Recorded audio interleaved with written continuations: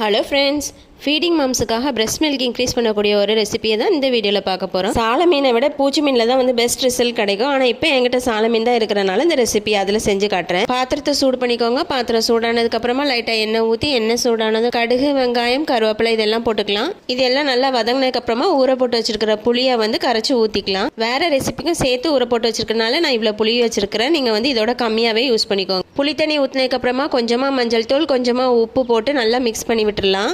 ஒரு பச்சை மிளகாவை கட் பண்ணி உள்ளே போட்டுக்கலாம். நல்லா கொதிச்சு வந்ததும் உப்பு செக் பண்ணிவிட்டு கழுவி வச்சிருக்க மீனை உள்ளே போட்டுட்டு மூடி வச்சிடலாம்.